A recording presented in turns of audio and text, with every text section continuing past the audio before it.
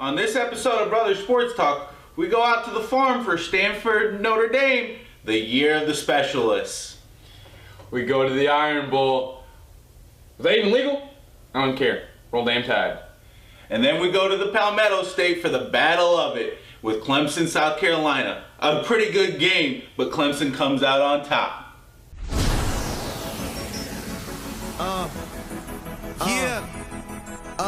Sean Khalifa, man. Because the distance doesn't make any difference. Just call angle and they fake it. Touchdown Notre Dame. Over the middle, it is Morgan. Morgan carries his defender, literally.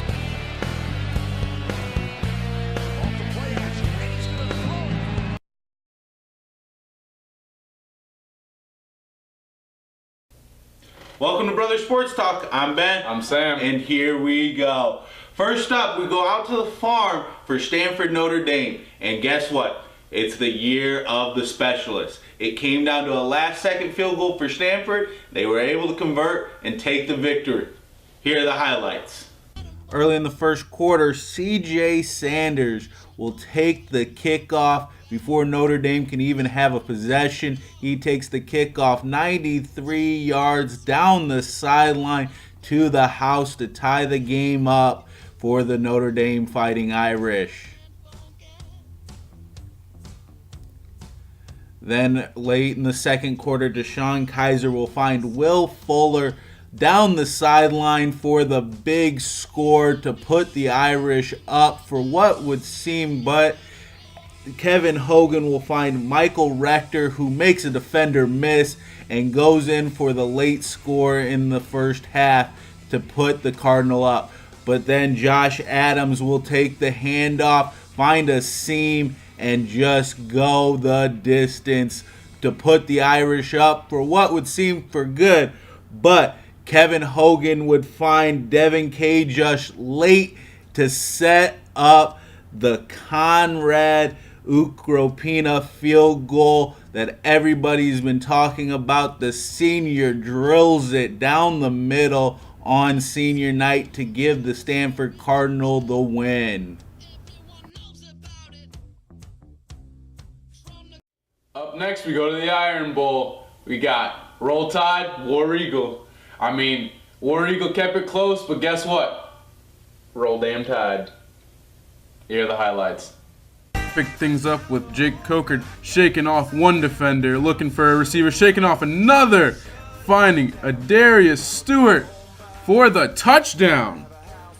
Auburn's turn with the ball. Jeremy Johnson finds Jason Smith for the bobble and the score.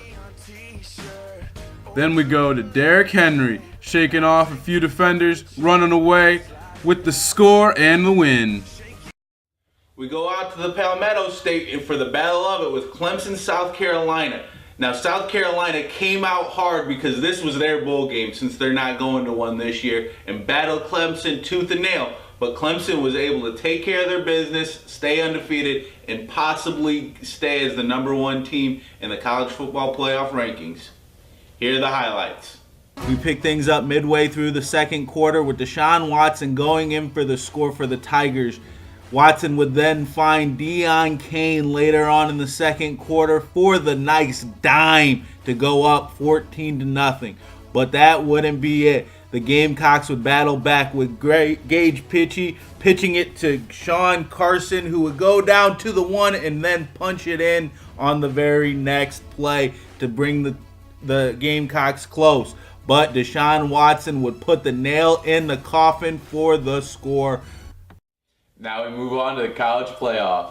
Let's see. Nobody really lost this week, so the top four are the top four.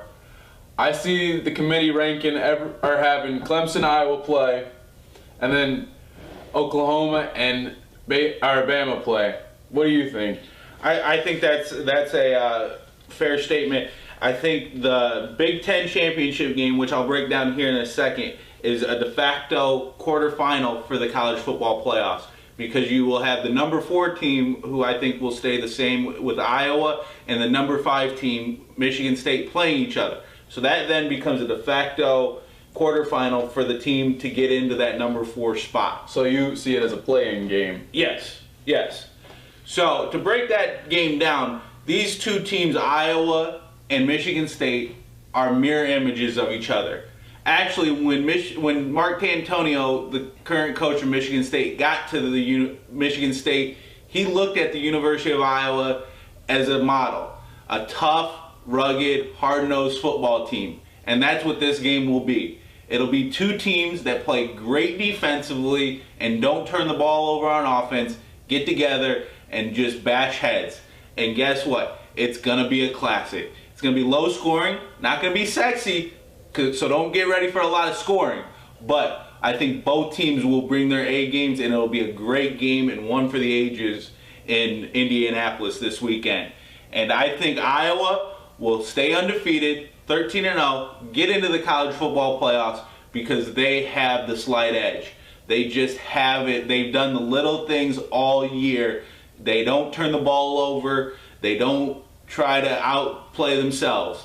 They just play within what they have to do, and they do it very well. And that's why I think Iowa will win in a close game, but they will win nonetheless. So, signing off, I'm Ben. I'm Sam. And we're Brothers Sports Talk.